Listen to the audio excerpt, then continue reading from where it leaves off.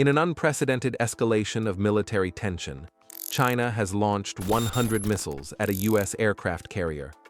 The world watches in disbelief as history unfolds in real time. What was once unimaginable is now a reality, and the consequences are more explosive than anyone could have anticipated.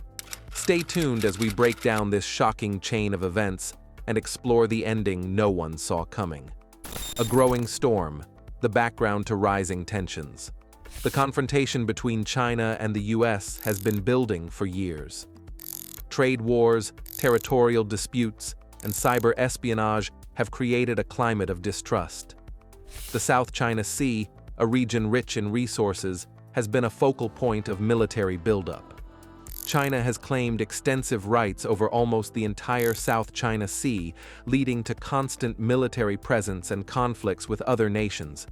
The US, committed to upholding freedom of navigation, has regularly deployed naval forces in the region, further stoking tensions. Diplomatic efforts seem to go nowhere, and each military drill, missile test, and diplomatic snub pushed both sides closer to the brink. But it wasn't just about territory. It was about global influence and military dominance. The U.S. aircraft carrier, a symbol of American power and military might, becomes the target as both superpowers vie for control. The moment of impact. 100 missiles launched. The attack came in waves, a calculated and well-coordinated strike that seemed to come out of nowhere.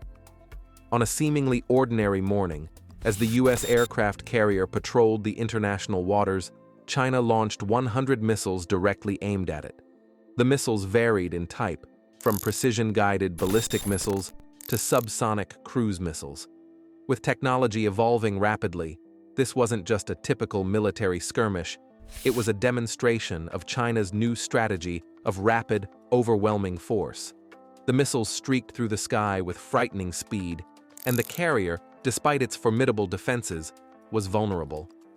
The U.S. military, caught off guard by the scale and timing of the attack, scrambled to respond. For the first time in decades, an attack on U.S. soil, or rather, its military assets abroad, had the potential to tip the scales into war. Immediate reactions. A world on edge. The news broke almost instantly, reverberating across the globe. The U.S. military and government were in crisis mode, while world leaders struggled to respond. The United Nations called for an emergency meeting, urging both parties to exercise restraint.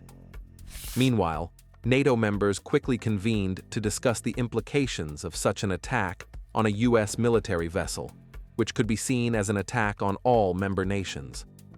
Public sentiment worldwide was split, with some condemning China for its aggression and others questioning why the U.S. continued to provoke China in such a volatile region. Political analysts were quick to predict that this could be the beginning of the end for peaceful relations between the two superpowers. Meanwhile, on the ground in China, the government justified its actions as necessary for national security and regional sovereignty. The carrier's defense. What went wrong? U.S. Navy aircraft carriers are among the most advanced and well-defended military assets in the world. With Aegis missile defense systems, electronic warfare units, and advanced radar, these ships are typically ready to intercept and neutralize incoming threats. However, China's missile attack was unlike anything the U.S. had anticipated. Onboard chaos, the fight for survival. Inside the U.S. aircraft carrier, an unprecedented level of chaos erupted. Crew members, many of whom had trained their entire careers for situations like this, were suddenly thrust into the fight of their lives. The attack came quickly and left little room for preparation. But the crew immediately swung into action, executing emergency protocols that they had rehearsed countless times. Fires broke out across multiple sections of the ship, and some compartments began to flood. Crew members scrambled to contain the fires, while others worked tirelessly to ensure the ship remained operational. It wasn't just about damage control. The crew had to fight for their survival. In addition to the physical damage, the emotional toll on the crew was immense. In the midst of the crisis, lives were lost, and many were injured. The severity of the attack raised serious questions about the carrier's ability to endure such an assault and whether it could continue to be an effective symbol of military power after such a devastating blow. The response: America's counterattack. As soon as the initial impact was assessed, the U.S. military responded with immediate force.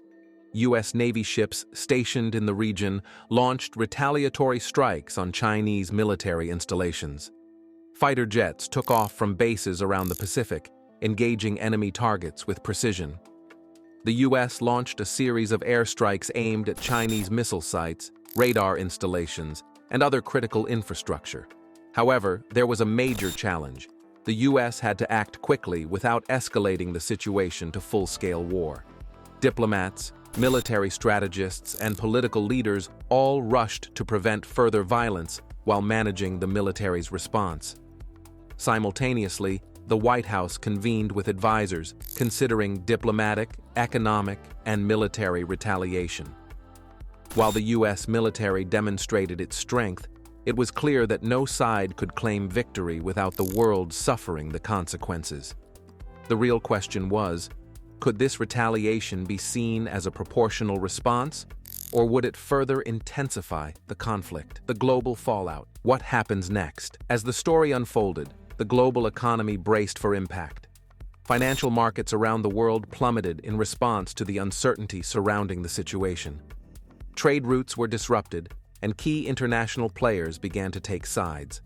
Several countries in the Pacific Rim, who relied heavily on trade with both the U.S. and China, began to worry about the long-term economic implications of a full-scale war. Meanwhile, countries like Russia and India watched closely, weighing their options. Military alliances shifted, and some nations began making public statements of support for either the U.S. or China. Global power dynamics were in flux, with the possibility of a new Cold War era emerging. The plot twist, the secret weapon, no one expected. As global tensions reached a boiling point, China unveiled a new weapon that had been kept under wraps, one that could shift the balance of power without a single bullet being fired. The Chinese military had already tested it in smaller-scale exercises, but this was its real-world debut. It was able to disrupt the U.S. military's communication networks, making coordination nearly impossible. It wasn't just a missile attack anymore. It was an all-out technological assault on the very infrastructure that had supported U.S. power. The hidden players, global allies, and their roles. While the U.S. and China were at the center of the storm, the ripple effects of this missile attack were felt far beyond just the two superpowers. Some nations saw this as an opportunity to shift global power dynamics to their favor. Russia, with its close ties to China, voiced support for Beijing's actions, while several NATO members, including the UK and France, stood firmly behind the US, fearing the long-term implications of China's rising influence. They had to navigate their economic dependence on China while also maintaining strong defense ties with the US. Countries in the Middle East, Africa, and Europe started evaluating their own strategies in response to the crisis. Would this lead to new alliances and power blocks, or would it deepen existing fractures between the East and the West? The next steps would not only affect the US and China, but the entire global order as countries began to realize the full scale of the consequences. A new type of war, cyber and space-based warfare. What made this attack particularly alarming wasn't just the missile strikes, but the rapid integration of cyber and space-based tactics. With the US Navy's advanced missile defense systems neutralized in part by China's tech superiority, the world realized that future wars may not just be fought on the ground, sea, or air. Cyber warfare became a key weapon in this conflict, with China's use of sophisticated malware and hacking techniques to compromise US systems, rendering their communication networks unreliable. US military systems were overwhelmed by simultaneous attacks, preventing timely coordination of defenses and retaliations. But this was just one front. Space-based warfare was fast becoming another. Satellites crucial to both nations' intelligence, communication, and military systems were targeted, with China's anti-satellite missiles becoming a key element of the conflict. As space became an increasingly contested arena, both the US and China began accelerating their space programs to defend and dominate this new frontier.